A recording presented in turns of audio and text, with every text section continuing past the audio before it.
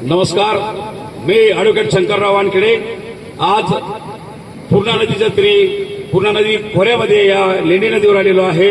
शेलगाव तालुका कन्नड जिल्हा छत्रपती संभाजीनगर या गावी आलो असता या शेतकऱ्यांच्या पिकांचे जे नुकसान झाले आहे, दाखव भाई इकडं, हे दाखव इकडं थोडं, हे नुकसान झालेलं आहे. हे नुकसान पाणी करण्यासाठी आज आमच्या सोबत मान्य श्री आमचे नेते तात्याराव भुजंग साहेब व या गावचे आमचे वसीम पटेल, सांगा नाव, थोडं नाव सांगा एकमेकाचे.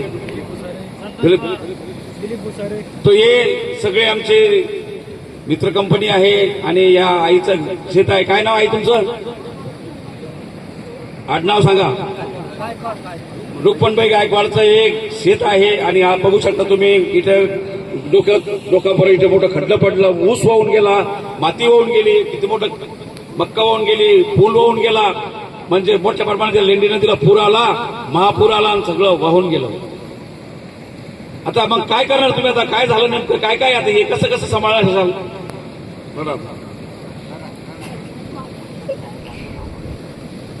तर नुकसान भरपाई यांना पाहिजे. त्यांचे नुकसानचे असं हे बिचारे रडू लागलेले आहे. यांची परिस्थिती एकदम गंभीर आहे आणि कोणी रडतं तर कोणी त्याच्याकडे पाहतं. पण माझं म्हणणं आहे या सगळ्या नागरिकांना, भाऊ कोणी पाहू नका, त्यांच्या दुःखामध्ये सामील व्हा, त्यांना दिलासा द्या. आणि जोपर्यंत तुम्ही दिलासा देणार नाही तोपर्यंत या नागरिकांना कोणी सहारा नाहीये. यांचे आता हे सगळं जे शेत वगैरे आहे याच्यावर त्यांचा उदरनिर्वाह होतो.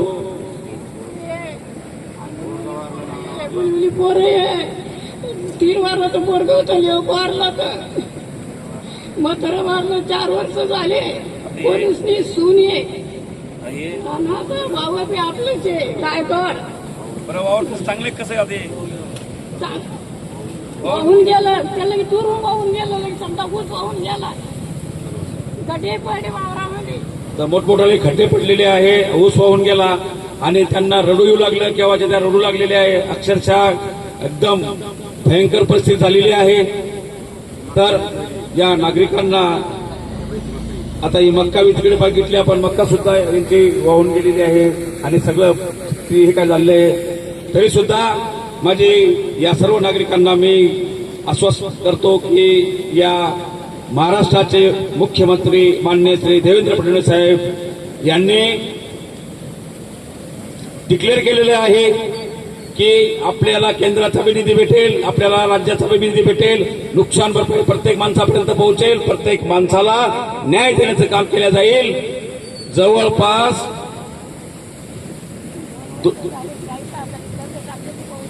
तर यांनी वाहून गेलं, त्यांनी मोठ्या प्रमाणात डिक्लेअर केलेलं. आता अनेक मुख्यमंत्री साहेबांनी डायरेक्ट डिक्लेअर केलेलं आहे की सरसकट पंचनामा केले जाईल आणि जी जमीन अशा प्रकारची वाहून गेली, मातीसहित वाहून गेली, तिचा स्पेशल पंचनामा केला जाईल.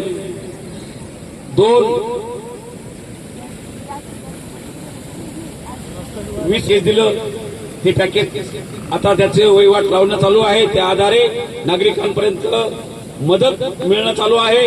आता ओला दुष्काळ जाहीर करा अशा प्रकारचे नागरिकांची मागणी आहे. परंतु आत्ताच त्यांनी डिक्लेअर की ओला दुष्काळ असे कुठल्या प्रकारचे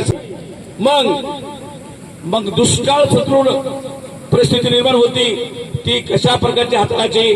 तर जे कंटेन्स दुष्काळ सदृढ परिस्थिती असती ते सगळे कंटेन म्हणजे ते सगळे नियम आपण लागू केलेले आहे आणि त्यानुसारच सगळ्या शेतकऱ्यांना दुष्काळाचे जेवढे म्हणजे आता ज्या ठिकाणी ज्या शेतकऱ्यांचं खूप मोठं नुकसान झालं तिथं आतापर्यंत तर पावसाला जागा बी नव्हती. आपल्या या छत्रपती संभाजीनगर जिल्ह्यातच नाही तर पूर्ण महाराष्ट्रात हे नुकसान झालेले आहे आणि काही लाख हेक्टर जमीन वाहून गेलेली आहे. नुकसान झालेलं शेतकऱ्यांचं.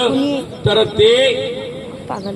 ते कुठेतरी त्यांना पुनर्वसित करण्यासाठी या राज्याचे मुख्यमंत्री यांनी बैठक घेतली मंत्रिमंडळाची. त्याच्यामध्ये खूप मोठ्या प्रमाणामध्ये निर्णय घेण्यात आले की आम्ही शेतकऱ्यांना त्यांचा मोबदला, त्यांचे नुकसान भरपाई त्यांच्या खात्यात दिवाळीच्या पहिले त्यांच्या खात्यात टाकण्याचा आम्ही 100% प्रयत्न करत आहे आणि तो केल्याशिवाय आम्ही राहणार नाही. अशा प्रकारचं या राज्याचे यशस्वी मुख्यमंत्री माननीय श्री देवेंद्र फडणवीस यांनी सांगितलेलं आहे, पुन्हा त्यांनी डिक्लेअर केलेलं आहे की जर आता त्यांना बरेच प्रश्न विचारले गेले, प्रेस कॉन्फरन्स झाली, प्रेस कॉन्फरन्स त्यांना बरेच प्रश्न विचारले गेले की आपल्याला केंद्र काही मदत करणार आहे का, तर त्यांनी सरळ सरळ सांगितलं केंद्र मदत करणार म्हणजे करणार, परंतु केंद्र मदत केव्हा करतं, सुरुवातीला तर राज्य मदत करत असतं, राज्यांनी मदत केल्यानंतर राज्य आता काय झालेलं बऱ्याच ठिकाणी अजून पंचनामे झालेले नाही, अजून पूर्ण डाटा शासनापर्यंत पोहोचलेला नाहीये, तो डाटा तयार करण्याचं काम प्रगतीपथावर आहे. प्रत्येक शेतावर प्रत्येक बांधावर जे शासकीय अधिकारी आहेत ते पोहोचू लागलेले आहेत, ते जाऊ लागलेले आहेत, ते डाटा कम्प्लीट. आता आपल्याकडे सरसगट काय, आपल्याकडे सरसगट पंचनामे होणारे आणि सरसगट नुकसान भरपाई भेटणारे, आणि त्या व्यतिरिक्त अशी जमीन होऊन गेली एकदम मोठी खरडून त्यांचा स्पेशल पंचनामा होईल, त्यांना वेगळं नुकसान भरपाई भेटेल. काय नाव हो तुमचं? रामदास मनगडे साहेबांचं हे शेत आहे, हे मक्का आहे, आणि या परिस्थिती म्हणजे गंभीर आहे शेलगावची. ऍक्च्युली शासनाच्या आता शासनाने डिक्लेअर केलं की सरसकट होणार आहे, म्हणून जास्त पण असे पंचनामे पेशल होतील, आणि केंद्रानं जे मदत आपल्याला पाहिजेत आहे, केंद्र आपल्याला मदत करणार आहे राज्याला, तर राज्य काय करतं ऐकून घ्या. प्रत्येक शेतकऱ्याच्या बांधावर जाऊन सगळ्या प्रकारचा डाटा एक खट्टी तयार करतात, डबल टिबल दिला जात नाही. काय केंद्राकडे जो रिपोर्ट पाठवला जातो तो रिपोर्ट 3 बार पाठवला जात नाही, एकदाच पाठवला जातो. म्हणून शासन काय करू लागलेलं, सगळा डाटा एकत्र जमा करेल आणि मग केंद्राकडे आपल्याला मदतीसाठी सांगेल की आमच्या राज्याचं एवढं नुकसान झालेलं आहे, आम्हाला नुकसान भरपाई देण्यासाठी जे शासनाकडून निधी देण्यात यावा, तर केंद्र शासन निधी त्यांनी देणार म्हणजे देणार. या देशाचे यशस्वी पंतप्रधान माननीय श्री नरेंद्र मोदी साहेब यांनी पहिलेच सांगितलेलं आहे की ज्या राज्यामध्ये दुष्काळ परिस्थिती झाली, ज्या वरला दुष्काळ परिस्थिती, ढगफुटी, पाऊस पडलेला आहे, मध्ये महापूर आलेले आहे, बऱ्याच ठिकाणी जे नुकसान झालेले आहे त्याची पाहणी करा. सगळ्या मुख्यमंत्र्यांना, या देशाचे जेवढे बी खासदार साहेब आहेत त्यांना, या देशाचे जेवढे आमदार साहेब आहेत त्यांना, विविध जे पदाधिकारी आहेत, जेवढे विविध मंत्री लोक आहेत त्या सर्वांना या देशाचे पंतप्रधान माननीय श्री नरेंद्र मोदी साहेबांनी आदेश दिले आहे की शेतकऱ्यांच्या बांधावर जा, त्यांची काय परिस्थिती पहा, त्यांचे आंसू पुसण्याचं काम करा, त्यांना जे काही लागेल ते आपल्या राज्याच्या वतीनं पाठवा. म्हणून प्रत्येक राज्याच्या ठिकाणी, तसेच आपल्या महाराष्ट्र राज्याचे मुख्यमंत्री माननीय श्री देवेंद्र फडणवीस साहेब व त्यांच्या मंत्रिमंडळानं, म्हणजे उपमुख्यमंत्री माननीय श्री एकनाथराव शिंदे साहेब, दुसरे उपमुख्यमंत्री माननीय श्री अजितदादा पवार साहेब व त्यांचे सर्व मंत्रिमंडळ, या सर्वांनी बैठक घेऊन डिक्लेअर केलेलं आहे की आम्ही मोठ्या प्रमाणामध्ये सरसकट पंचनाम्याचे आम्ही आदेश दिले, परंतु आम्हाला जितकं जास्तीत जास्त निधी देता येईल तितकं जास्तीत जास्त निधी आम्ही या राज्यामध्ये, या नागरिकांपर्यंत, या शेतकऱ्यांपर्यंत, या अपत्यस्त शेतकऱ्यांपर्यंत पोहोचवण्याचं काम आम्ही करत राहू, केल्याशिवाय राहणार नाही. कुठल्याही प्रकारच्या शेतकऱ्यांना आमची विनंती, कुठल्या प्रकारची आत्महत्येचा दृष्टिकोन समोर ठेवायचा नाही. तुम्हाला अडचण आली तर आपल्या भागाचे जे लोकप्रतिनिधी आहे त्यांच्यापर्यंत पोहोचवा, त्यांना सांगा ते तुमच्यापर्यंत तुम्हाला मदत आणून देईल, नुकसान भरपाई आणून देईल, परंतु कुठल्या प्रकारचं वाईट मनामध्ये प्रत्येकाने होईल अशा प्रकारचा शब्द मनावर आणू नका. कारण की तुमच्या घरामध्ये शेतकरी बांधव, शेतकरी ताई, तुमच्याशिवाय तुमच्या मुलाबाळाला कोणीच नाहीये. तुम्ही जर कधी राहिले तर तुमच्याकडे पाहून तुमचे मुलंबाळ हे लहानचे मोठे होऊन जाता. त्यांना तुमचा आधार पाहिजे. तुम्ही असं समजू नका की आता हे पाऊस पडला आणि हे वाहून चाललं, आता काय करा, तर शांतता घ्या. या देशामध्ये माणुसकी जागी आहे. या देशामध्ये बरेचसे सामाजिक कार्यकर्ते समोर येतात. या देशामध्ये लोकशाही सिस्टम आहे. लोकशाहीच्या सिस्टमनुसार या देशाचे पंतप्रधान मान्य श्री नरेंद्र मोदी साहेब, या राज्याचे मुख्यमंत्री साहेब मान्य श्री देवेंद्र फडणवीस साहेब यांनी या राज्यामध्ये प्रत्येक नागरिकापर्यंत मदत कशी पोहोचेल, त्यांना तात्काळ मदतीची गरज आहे. मग तात्काळ मदत काय पाहिजे, तर त्यांना जे बी प्राथमिक स्वरूपाच्या ज्या दररोजच्या गरजा राहत्या त्या आता त्यांच्याकडे राहिलेल्या नाहीये. ते त्यांच्यापर्यंत पोहोचले पाहिजेत, जेवण त्यांच्यापर्यंत पोहोचलं पाहिजेत. त्यांच्यापर्यंत बऱ्याचशा जे किट्स त्यांनी तयार केले आणि ते किट त्या पद्धतीनं त्या ठिकाणी पाठवू लागलेले आहे. आपल्याकडे बी पाऊस झाला, गावाच्या गावामध्ये पाऊस गेला, परंतु आता थोडंसं कमी झालं. पण तरी सुद्धा जो पाऊस येऊ शकतो का नाही येऊ शकतो याची काही गॅरंटी नाहीये. म्हणून माझी सगळ्या शेतकऱ्यांना विनंती आहे, सगळ्या गावकऱ्यांना विनंती आहे, सगळ्या नागरिकांना विनंती आहे की कुठल्याही प्रकारचं वाईट पाऊल उचलू नका. कारण की जेव्हा केव्हा अशा काही परिस्थिती येते तेव्हा हे मायबाप सरकार तुम्हाला 100% मदत करतं. मदत केल्याशिवाय राहत नाही. आणि काही लोक तुम्हाला उचलवून देतील, आता झालं, आता तुम्ही काय करता, आणि अशा मुलं भाजपेत आपल्याला त्यांच्या नांदी लागू नका. तुम्हाला सांगतो, तुम्ही सक्षम आहात, तुम्ही खूप काही करू शकता. असे छोटे मोठे तुमच्यावर प्रसंग येता त्याला तोंड देण्याची, त्याला सामोरं जाण्याची क्षमता तुमच्यामध्ये आहे. फक्त तुम्हाला या आपल्या संसारामध्ये टिकून राहायचं आहे. हा संसार टिकून राहणाराचा आहे. म्हणून आत्महत्येसारख्या गोष्टी कोणत्याच शेतकऱ्याने करायच्या नाही. जोपर्यंत तुम्ही हयात आहात तोपर्यंत तुम्हाला तुमच्या मुलाबाळांना तुमची गरज आहे. तुम्ही खूप मौल्यवान आहे, तुम्ही खूप महत्वाचे आहे. तुमच्याशिवाय तुमच्या परिवाराला कोणीच नाहीये. मग आम्ही ऐकलं, मोठ्या प्रमाणात आकडे ऐकून आले, शेतकरी आत्महत्या करताय. दादांनो, आत्महत्या हा पर्याय नाहीये. ज्या लोकांनी आत्महत्या केल्या त्यांचे मुलं बाळ उघड्यावर पडले, त्यांच्या डोक्यावरचं छत्र हरपलं, त्यांना आई वडील कसं तुम्ही असे पावलं का उचलता? तर सगळ्या नागरिकांना विनंती आहे, महाराष्ट्र राज्यातल्या कोणत्याही शेतकऱ्यांना कर्जबाजारी झालं म्हणून आत्महत्या करायची नाही. त्याला सामोरं जायचं.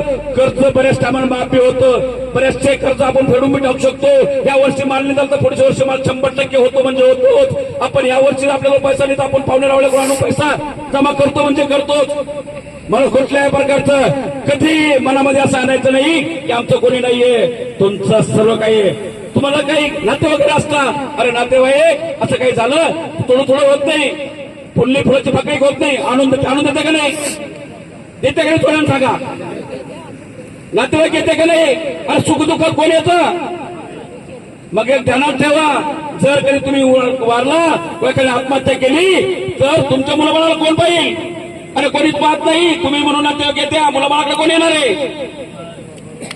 म्हणून ध्यानात ठेवा, कोणत्याही बँकेत तुमचं लोन असू द्या, कोणत्याही फायनान्स कंपनीचं लोन असू द्या, लचकाचं नाहीये.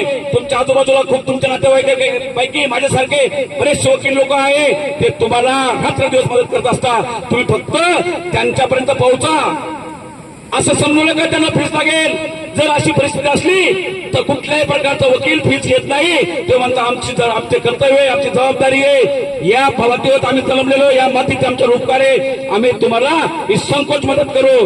म्हणून माझ्या या बांधाऱ्यावर येऊन सांगतो मी, शेतकऱ्यांच्या बांधाऱ्यावर येऊन आमच्या भागातील जे आमच्या राज्यातील जे बी नागरिक आहे, शेतकरी नागरिक, त्यांच्यावर किती बी कर्ज असलं आणि जीवाच्या पार कर्ज सुद्धा तुमच्यावर काहीच फरक पडणार नाहीये, काही अडचण येणार नाहीये. तुमचे कर्ज तुम्ही फेडले समजून चालायचं, परंतु आपल्या जीवाचं बरं वाईट होईल असं कोणतेही पाऊल आपण उचलायचे नाही. आणि या संसारामध्ये तुमच्याशिवाय तुमच्या परिवाराला कोणीच नाहीये. तुम्ही आहे तर तुमचा परिवार आहे, तुम्ही नाहीये तर तुमचा परिवार संपला. असं समजू नका की तुम्ही वारले, तुम्ही गेले, परलोक पण चालले गेले तर तुमच्यावरची जे कर्ज आहे ते माफ होईल, असं माफ होत नाही. तुम्हाला लोक थू करता. जेव्हा तुम्ही वाढले तरी तुमच्या परिवाराच्या नावानं, तुमच्या नावानं लोक म्हणत्या त्याला संसार करता नाही आला, त्याला लढता नाही आलं, त्याला काम करता नाही आलं, त्यानं जीव दिला, आत्महत्या केली. म्हणून आत्महत्या हा काही पर्याय नाहीये. आमच्यासारखे बरेचसे जे लोक आहे या राज्यामध्ये, या देशात, ते कोणत्याही टायमाला तुमची मदत करायला तयार आहे. या राज्याचे यशस्वी व कर्तृत्ववान मुख्यमंत्री देवेंद्र फडणवीस साहेबांनी सांगितलेलं आहे. शेतकरी बंधूंनो, कुठल्या प्रकारचं मनात ठेवायचं नाहीये. जे काही अडचण असेल माझ्या अधिकाऱ्यांपर्यंत पाठवा, माझ्या अधिकाऱ्यांपर्यंत पोहोचवा. मी बसलेलो आहे मुंबईमध्ये, प्रत्येक शेतकऱ्यापर्यंत माझी मदत गेली पाहिजे. जाणार म्हणजे जाणारच. फक्त तुम्ही धीर धरा, दिलासा धरा आणि अशा परिस्थितीला सामोरं जाण्याचं धैर्य धारण करा. नक्कीच चांगले दिवस येणार म्हणजे येणार. जय हिंद, जय महाराष्ट्र. तर आत्ताच बऱ्याचशा चर्चा झाल्या. त्या चर्चातून मला पुन्हा आणखी एक सांगू इच्छितो की महाराष्ट्राचे मुख्यमंत्री मान्य श्री देवेंद्र फडणवीस साहेब यांनी डिक्लेअर केलेलं आहे सरसगट पंचनामे तर होणारच, 100% होणार. त्या व्यतिरिक्त जी जमीन शेतातली वाहून गेली, माती वाहून गेली 100%, त्याचे स्पेशल पंचनामे करण्याचे आदेश मुख्यमंत्री साहेबांनी देऊन टाकलेले आहे. बरं, आणि विशेष म्हणजे यांचा स्पेशल पंचनामा होईल. या भागाचे जे मंडळ अधिकारी ऐकून घ्या, आपल्या कन्नड तालुक्याचे जे मंडळ अधिकारी आहेत चिंचोली परिसराचे खातार साहेब, ते स्वतः शेतांच्या नागरिकांच्या शेतामध्ये जाऊ लागले, बांधाऱ्यावर जाऊ लागले आणि ज्या ज्या ठिकाणी अशी जमीन खंगाळली त्यांनी सुद्धा डिक्लेअर केलं की आम्ही सरसकट पंचनामे करूच, परंतु ज्यांच्या जमिनी वाहून गेल्या त्यांचे स्पेशल पंचनामे होता. हे पहिले सगळ्या आपल्या शेतकऱ्यांना ध्यानात ठेवा की वेगवेगळ्या प्रकारचे पंचनामे होतील, ते करू लागलेले, ते त्यांच्या पद्धतीने करून घेऊन चाललेले आहे. आणि जेव्हा केव्हा आपल्या गावामध्ये हे जे अधिकारी येतात शासनाचे, तहसीलदार साहेबांच्या माध्यमातून ते येत असतात, म्हणजे राज्याचे जे मुख्यमंत्री त्यांच्याच माध्यमातून मग ते येतात, ते तलाठी साहेब येतात, ग्रामसेवक साहेब येतात आणि ते सरपंचाला आणि पोलीस पाटील यांना त्यांच्या सगळ्या टीमला घेऊन, गावातील प्रत्यक्ष नागरिकांना घेऊन हे सर्व पंचनामे ते करत आहे. आणि 100% प्रत्येकाला मी आश्वस्त करतो की प्रत्येक माणसापर्यंत ज्याचं नुकसान झालेलं आहे त्याला 100% नुकसान भरपाई भेटेल, म्हणजे भेटणच. पुन्हा डिक्लेअर केलंय मंत्रिमंडळानं की या सगळ्या शेतकऱ्यांना दिवाळीच्या पहिले नुकसान भरपाई कशी देता येईल त्यासाठी आमचं मंत्रिमंडळ रात्रंदिवस काम करू लागलेले आहे. जोपर्यंत बैठका होत नाही, जोपर्यंत सगळे मंत्री, सगळे जे पदाधिकारी आहे, मुख्यमंत्री त्या सर्वांचा विषय चर्चा करत नाही, तोपर्यंत डिक्लेअर होत नाही. मुख्यमंत्री साहेबांनी डिक्लेअर केलेलं आहे की मी पहिलं माझं पॅकेज डिक्लेअर केलेलं आहे, पुन्हा मोठं पॅकेज डिक्लेअर होणार आहे. आणि हे जे सगळं झालं की जो सर्व डाटा एकत्र येईल तो डाटा घेऊन आम्ही दिल्लीत जाऊ, केंद्रातून आम्हाला मोठं पॅकेज इथं या आपलं अपूरग्रस्त हे जे नुकसान झालेले शेतकरी आहे, नागरिक आहे, त्यांच्या शेती, त्यांची घरं वाहून गेलेली आहे, ते कसं निकषात बसवता येईल. म्हणजे बघ काय, आता विहीर आहे, विहिरीमध्ये पाणी गेलं, घसरली, केंद्राच्या कोणत्याच सूचीत ती बसत नाही असं मुख्यमंत्री साहेबांनी सांगितलं. मग ती कशी बसवली जाईल? मग ती राज्याची सूची तयार करतात. काय राज्याची सूची करता, राज्याच्या सूचीमध्ये ते घेता, त्या शेतकऱ्यांना त्या विहिरीत मोबदला कसे दिला जाईल आपलं राज्य ठरवतं. म्हणजे आपल्याला सर्व डाटा पहिले तयार करावा लागतो. राज्याला काय करावं लागतो? सर्व डाटा पहिले तयार करावा लागतो आणि एकच डाटावर पाठवावा लागतो. वारंवार डाटा आपण पाठवू शकत नाही. आता इथून तहसीलदार साहेब काय करतील, ज्या टायमाला नुकसान झालं त्या टायमाला डाटे पाठवतील, बरोबर आहे. राज्यामध्ये ते स्वीकारले जात्या, पण राज्याच्या सगळ्या भागातून जे एकत्र जो येता आकडा येतो, तो आकडा एकत्र करून केंद्राला पाठवला जातो. म्हणून माझी सर्व नागरिकांना विनंती आहे की आपलं सरकार कटिबद्ध आहे, काम करण्यासाठी सक्षम आहे. आपण सर्वांनी फक्त दिलासा द्यायचा आहे, एकमेकाला सहकार्य करायचं आहे. इथं सहकार्य करण्याची भूमिका आपल्या सर्वांनी ठेवायची आहे. आणि आमचे पोलीस पाटील साहेब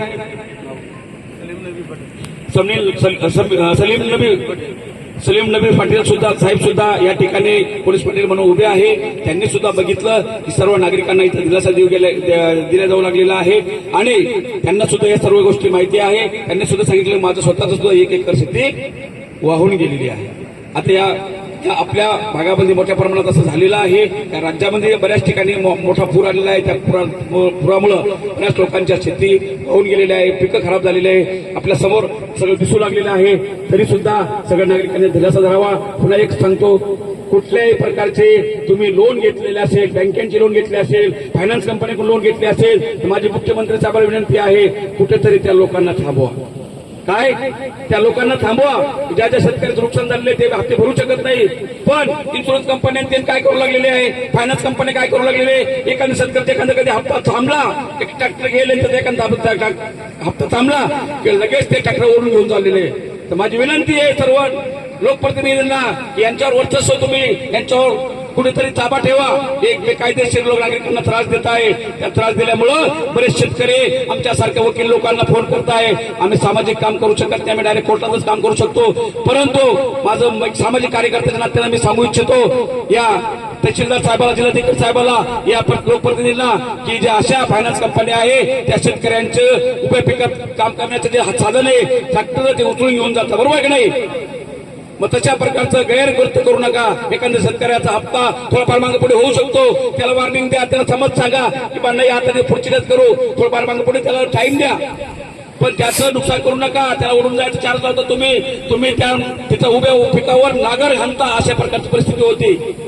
तर माझी विनंती आहे या महाराष्ट्रातील सगळ्या नागरिकांना, सगळ्या पद्धतीच्या नागरिकांना, सगळ्या व्यापाऱ्यांना, सगळ्या सावकारांना की माझा हा शेतकरी राजा आता सध्या मोठ्या संकटात सापडलेला आहे आणि त्याला सांभाळण्याचं काम आम्हा सर्वांना करायचं आहे. आम्ही सर्व कटिबद्ध आहोत. आम्ही एकमेकाला मदत करणारे लोक आहोत. मदतीच्या सहाय्यानं आम्ही चालणारे लोक आहोत. खूप खूप धन्यवाद.